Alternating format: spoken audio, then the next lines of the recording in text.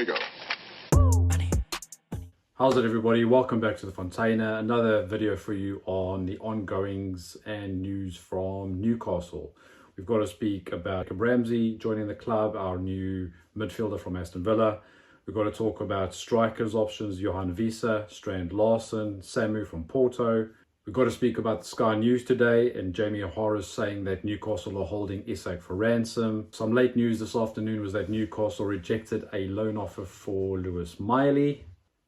And of course, we've got to wrap it up with speaking about the latest on Alexander Isak. So here we go. So first things foremost, I think we need to speak about Jacob Ramsey, the Aston Villa midfielder who's joined. I think this is a bit of a coup for Newcastle. This is exactly what happened to us at the end of last summer when we lost our homegrown talent, Elliot Anderson, to Nottingham Forest. And we've seen what a great job he did towards the end of last season. He already got man of the match in the opening day of this season. Pity for Villa fans, but obviously Newcastle are not going to complain. We desperately needed that depth in the central of midfield. Joelinton, Bruno and Tonali can't play every game of the season. It was imperative for Newcastle to get some cover in that position. He's young, he's an English player. Eddie Howe can mould him into the player that we need him to be. He can play multiple positions, but he's more of a threat going forward. So yes, welcome to the tune, Jacob Ramsey. Update on the search for a new striker. We've only got 12 days to go until the end of the transfer window. Newcastle are scraping the barrel to try and find a striker for the football club. And the search continues. We've got Johan Visa, who's deleted all references to Brentford on his social media. I think that is poor form from Johan Visa. Do I still want him at the club? At the moment, I think if we're absolutely honest with ourselves, we would take anyone who's got some sort of quality. We can't have what happened this weekend at Aston Villa.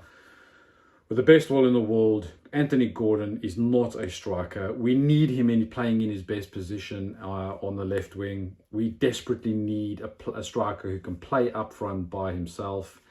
And Anthony Gordon is not that player.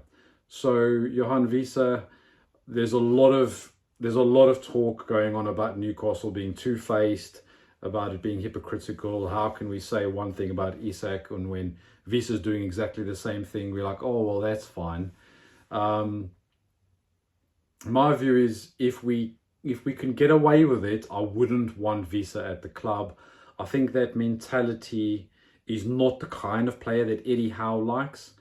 Would he score goals for Newcastle? Yes, definitely. We need massive depth this season because obviously we've got the Champions League.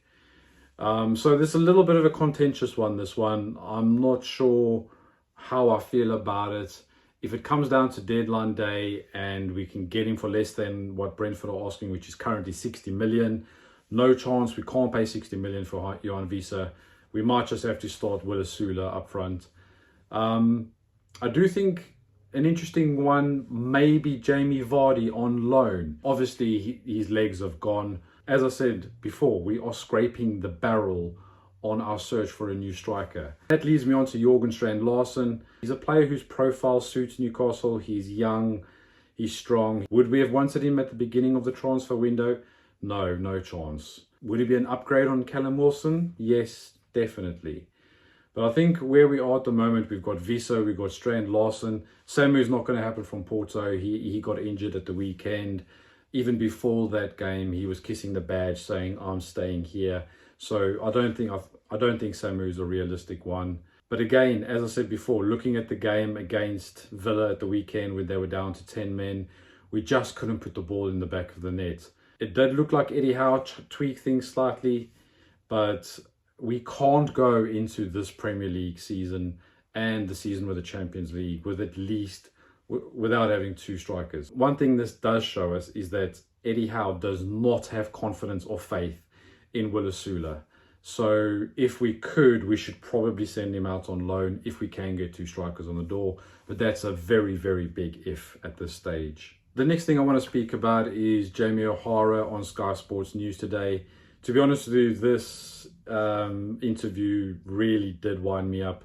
Two things he said, which I massively disagree with. Number one was that Newcastle are holding Alexander Isak to ransom by offering more money than what he's really worth. That amount is supposedly 150 million. As I said in my previous videos, I do think transfer fees are more about what a club is willing to pay for you. It's not like going to a supermarket and there's the price and go, well, yes, that's the price, or yes, it's 10% off if I scan my club card. That's not the way football transfers work. If somebody wants to buy you, like we saw earlier in the window with Sesko, if two clubs want to buy you, then the price generally goes up. If the selling club doesn't need to sell, then the price goes up. If the selling club doesn't want to sell, then the price goes up. Generally, there's the thinking that if the player wants to move and is pushing to move, like Isak is doing now, that the price generally comes slightly low. Most Newcastle fans are saying £150 million purely on what's happened on previous transfer windows with previous players. We've seen Declan Rice go for 100 million. We've seen Jack Grealish go for 100 million. We've seen Enzo Fernandez go for 100 million. These players are all midfielders. Strikers are the cream of the crop. Strikers are always going to be more expensive because generally most clubs only play with one striker up front these days. So there's always going to be a premium on strikers. If you're looking at a midfielder go for 100 million pound, I would always say that the best striker in the league, barring Erling Haaland, is Alexander Isak. If you're going to say the best midfielder in the league is worth 100 million pound, then I think it's fair to say that the best striker in the league has to be more than 150 million pound. Let's not forget, we don't want to sell him either, so we are going to put a premium on him. Number two, we don't have a replacement for him, so we're going to put a premium on him. Number three, he is a fantastic striker. He was the second top scorer in the league last season. We are going to put a premium on him. We can charge whatever we want to, because fundamentally, the guy's still got 3 years left on his contract. It's not like he's running down his contract and he's going to leave next summer. Let's also not forget who we're dealing with here is the Saudi owners. They have publicly stated that Alexander Isak is their favorite player. He's the crown jewel. They're not going to want him, they don't want to let him go on the cheap. If we do recoup 150 million pound, we are going to be paying over the odds anyway for his replacements. So I think it's fair to say that we do not budge on that 150 million pound. Please, Newcastle, do not sell him for 120 million pound. You've got to, we have to stay strong here as a club and set a precedent to say anyone in future, like Crystal Palace have got a good reputation, like Daniel Levy's got a good reputation. We are not mugs. If you want our prized asset, you're going to have to pay, my friend, and you're going to have to pay handsomely. The other thing which Jamie O'Hara said, which probably annoyed me more than his ransom quote, was that Newcastle fans think that Newcastle are the biggest club in the world. That is an absolute joke. I am a Newcastle fan. I'm a South African. I was born in South Africa. I supported Newcastle from the age of 12. I knew back then, and I know right now, that Newcastle is not the biggest club in the world. The biggest club in the world is Real Madrid and Barcelona, probably. In my world in Newcastle, the biggest club was Orlando Pirates and Kaizer Chiefs. But I didn't think that they were the biggest club in the world. I watched the Premier League since I was a little boy, fell in love with Newcastle. I don't think that they are the biggest club in the world. So Jamie O'Hara, climb out your own backside. Newcastle fans don't think Newcastle is the biggest club in the world. We sold Andy Carroll to Liverpool. We sold Wijnaldum to Liverpool. But that was under a different ownership model. We are not under Mike Ashley Sports Direct anymore. We are under the PIF. These guys want to grow. The only way you grow is by keeping your best players. And if you have to sell your best players, you are going to get premium transfer fees for these so that you can replace them, hopefully with someone better or with more cover in better positions. So that really, really tickled me. The guy does not know what he's talking about. He's an absolute clown. Let's move over very quickly to Lewis Miley. So Lewis Miley is obviously a homegrown talent. Had his breakthrough season 2 seasons ago. He's really filled out over the summer. I think he was always he always had a little bit of growing to do, put a bit more muscle on. In that midfield position, you definitely need it in the Premier League. Newcastle have rejected a loan bid from Ipswich for Miley. I think that's the right thing to do. We don't have enough cover. There's going to be injuries. There's going to be suspensions. Definitely, I think a good idea to keep Lewis Miley around, get that year of Champions League experience under his belt, and more minutes, definitely. But again, very happy that the midfield has been supplemented by Ramsey coming in from Aston Villa. Then I want to wrap it up on everybody's favourite topic, which is Alexander Isak. So a couple of things which has happened over the last few days.